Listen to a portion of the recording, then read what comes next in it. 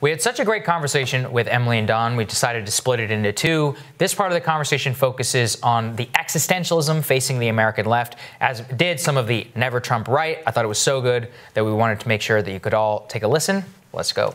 I can provide a little bit of insight. Is the same debate happened on the right, right? So there was this whole thing. Some of our left audience doesn't remember this, but it's called the Flight 93 essay. Oh boy! And so the way that people were saying to try and convince, Never Trumpers or Trump skeptical people was like, this is like Flight 93.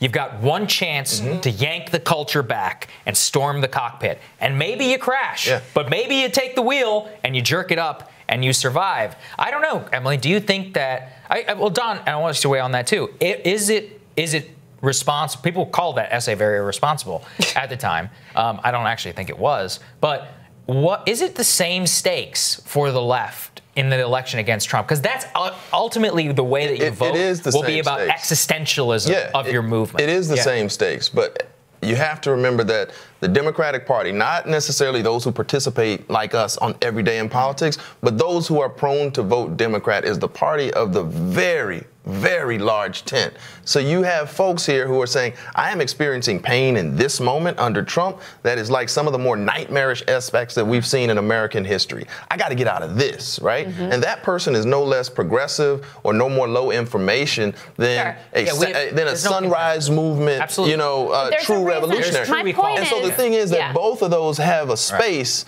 and where does the party go to unify? And you don't even have to unify. But what do we decide we do right now? Right. That's a major question. Well, and here's the point: is the part of the reason why why leftists and the progressive left always get kicked in the face and whatever, you have to accept whatever we're going to give you, is because they know they're going to show up and vote. Right. The moderates are the ones who always threaten that, I don't know, I might stay home, I might vote for the other people, right? And so the whole party caters to them because they're willing to wield their influence that way and basically say, I may vote, I may not. Here's one really interesting point. When we talk about Flight 93 on the left and the right, because James Carville seems to be leading the Flight 94 movement right now. He is, right? This is a really interesting point, is that progressive getting kicked in the face. From when that happens on the left, it's on economic issues. On the right, it's on cultural issues. Yes, and very that's a huge distinction. And that's why on the right, Flight 93 really, that caught traction for that reason particularly. Well, did you read, I did a whole thing yesterday on, Jamel Bowie had a column in the Times that was like, don't despair progressives, here's what you can do in a Joe Biden administration.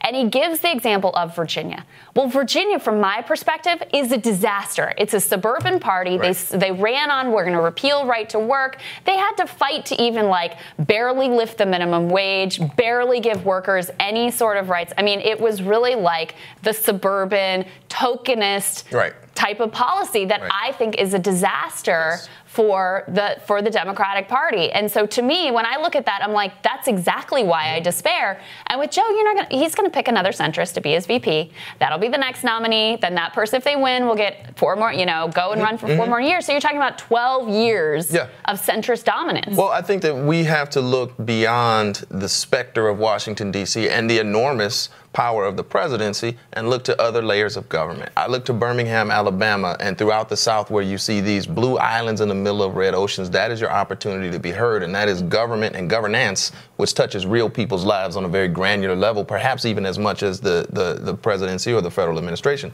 I look at a Randall Woodfin in Birmingham. I look at a Antar Chokwe Lumumba. Even just by his name, he's a revolutionary who's the mayor of Jackson, Mississippi. Frank Scott in Little Rock, Arkansas. And these are people who are putting in revolutionary policy, who are trading Columbus Day and trading that for Election Day being declared a holiday. Medicare for all in these cities, talking about real proposals here. And that's the way that the movement has to continue. The only way the movement truly dies and truly loses is if you give it up, and say, well, we didn't elect Bernie, or, let's look to AOC. I am worried about a lot of young people saying, you know what? You cannot give it up. Done with electoral politics. Because there are a lot of people who came into politics for the first time as part of this movement. Absolutely. And as they see the way, they're going to be watching very closely how the Democratic Party treats them over the coming months if Joe Biden is in fact the nominee. And it's going to be in some ways determinative, not just for the future of the movement, future of the Democratic Party, because they need these young people. I mean, AOC, it's not a joke. AOC really has a lot of that on her shoulders, and Bernie Sanders needs to help her. All right, guys, stick with us. We'll have more with these two right after this.